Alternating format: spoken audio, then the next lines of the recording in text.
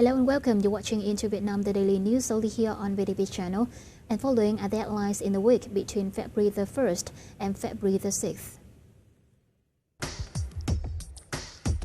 Vietnam targets annual GDP growth of 6.5 to 7% till 2020. And Vietnam Capital CEO expect rising cash flows into Vietnam's stock market. The country manufacturing sector picks up in January.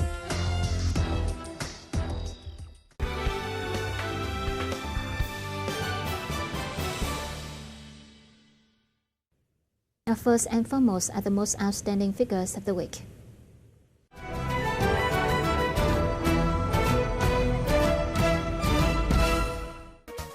According to the resolution of the recently concluded 12th National Party Congress, Vietnam aims to achieve annual average economic growth of 6.5 to 7% in the coming 5 years, striving to turn itself into an advanced industrial country soon. The resolution mapped out several targets in terms of socio-economic development as well as environmental protection that will set the specific working checklist for the new party and government leaders in the next 5 years.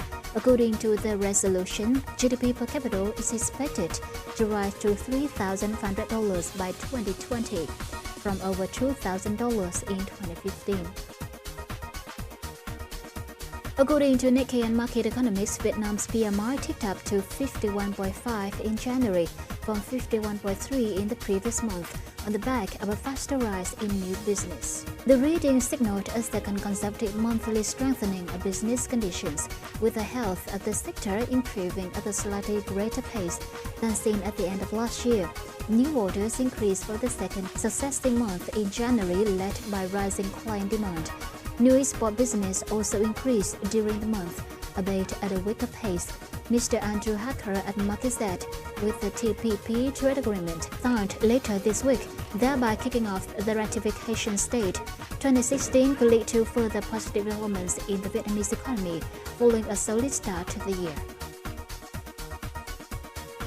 A report released by the State Bank of Vietnam on February the 2nd showed lending by January the 20th, 2016 declined 0.21% against the end of last year. Despite the decline, the central bank said that the lending in the first month of this year was still more optimistic than the same period last year, and the lending decreased by 0.5%.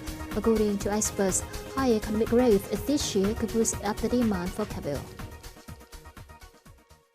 And now let's move on with some macroeconomic and investment news.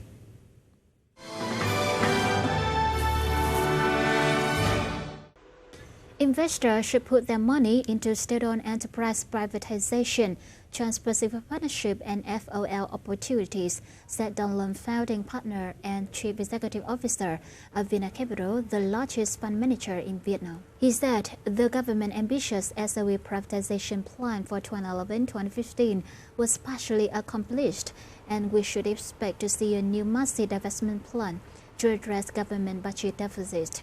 Mr. Don Lam suggested investing in mobile phone, Satra Bến Thành Group, Vietnam Cement Industry Corporation, Vietnam Rubber Company, Vietnam Milk, FPT Telecoms, Binh Minh Plastics, and other medium-sized state-owned enterprises with good access, solid market share, and strong management.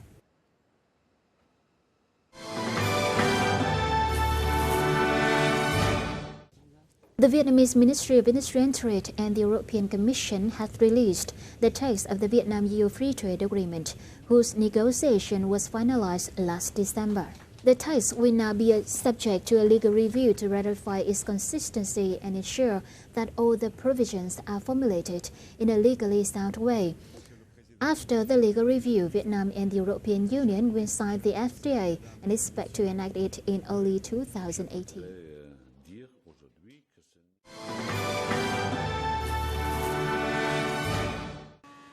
With $6.9 billion in revenue from wood and wood-based product export in 2015, Vietnam has become the fourth biggest wood exporter in the world, following China, Germany, and Italy. according to the Handicraft and Wood Industry Association of Ho Chi Minh City. The United States, China, Japan, and the European Union remain Vietnam's largest wood consumption markets. Export of wood and wood-based products are expected to grow at a pace of 8 to 10% and stand at $7.2 to $7.3 billion in values in 2016.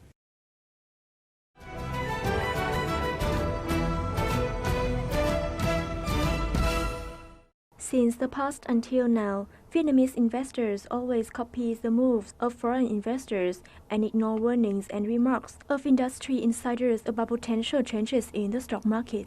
Hoàn toàn nhà đầu tư nước ngoài chi phối toàn bộ thị trường chứng khoán Việt Nam. Bản thân thị trường chứng khoán Việt Nam quy mô rất nhỏ. Do đó mà nhà đầu tư trong nước thường là nhìn theo những nhà đầu tư nước ngoài. Biến động về tỷ giá khiến dòng vốn ngoại tháo chạy khỏi thị trường mới nổi. Việt Nam sẽ không chịu ảnh hưởng nhiều do các điều kiện kinh tế ổn định, tăng trưởng tốt.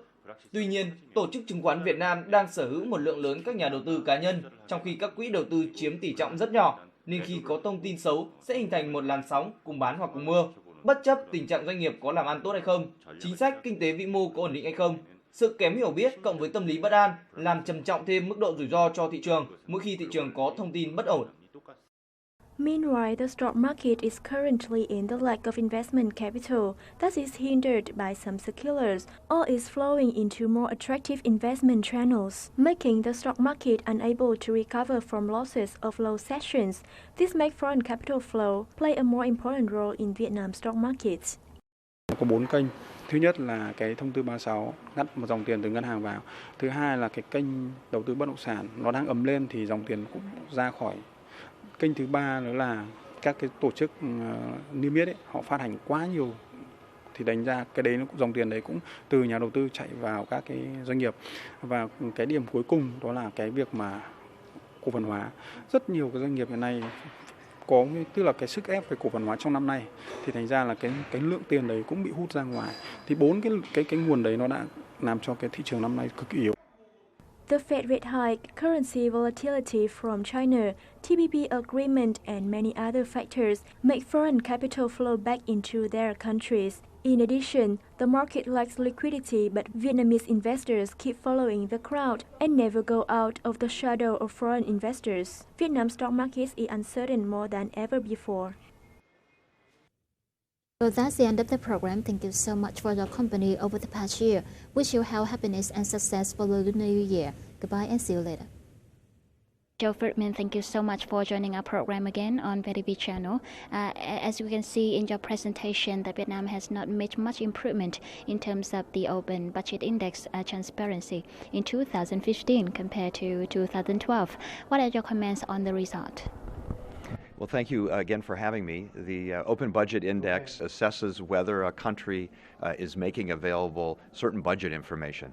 It looks at 8 key budget documents that the international institutions such as the IMF and the World Bank believe that governments should make available to their citizens so that they can engage and participate in the budget process and making decisions around budgets and monitoring government actions and budget expenditure.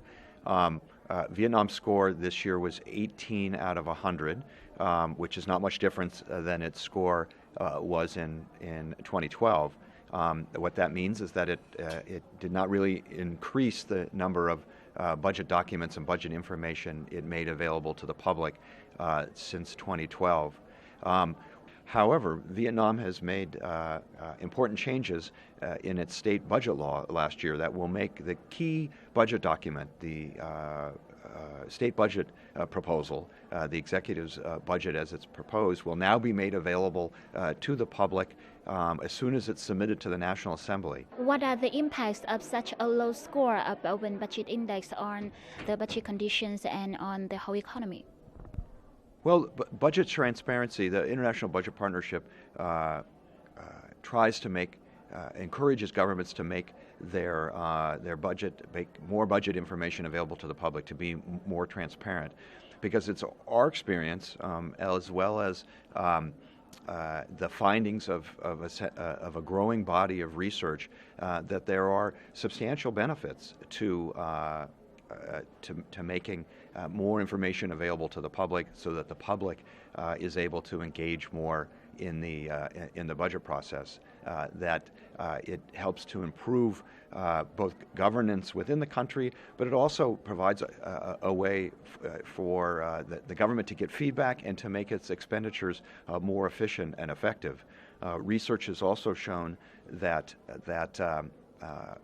those countries that are more transparent, more open in terms of providing information to the public, when they go to the international credit markets to borrow, face lower interest rates. So there are real gains that can be had by governments that are more open.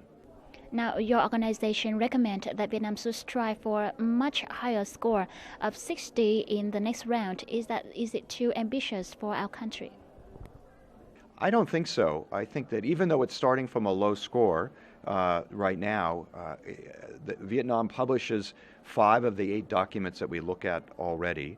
Other documents it publishes, but because of the complicated nature of the budget process here, these documents are not made available until too late. I believe once the government publishes its budget proposal in advance of it being enacted, when it's submitted to the National Assembly, if they can find a way to speed up the publication of other documents that they're already producing, you could see a large increase in their score, and there would be a substantial improvement in their transparency.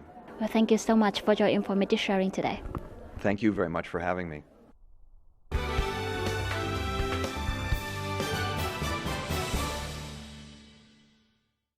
And last but not least, a summary of local stock market in the past week.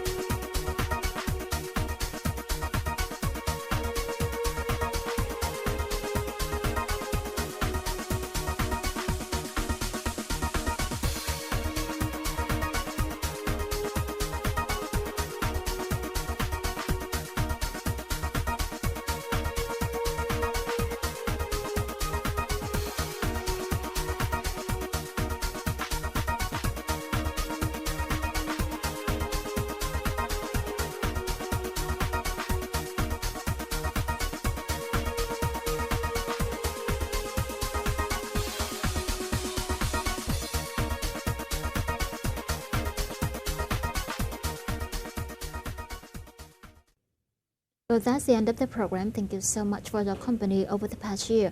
Wish you health, happiness, and success for the new year. Goodbye and see you later.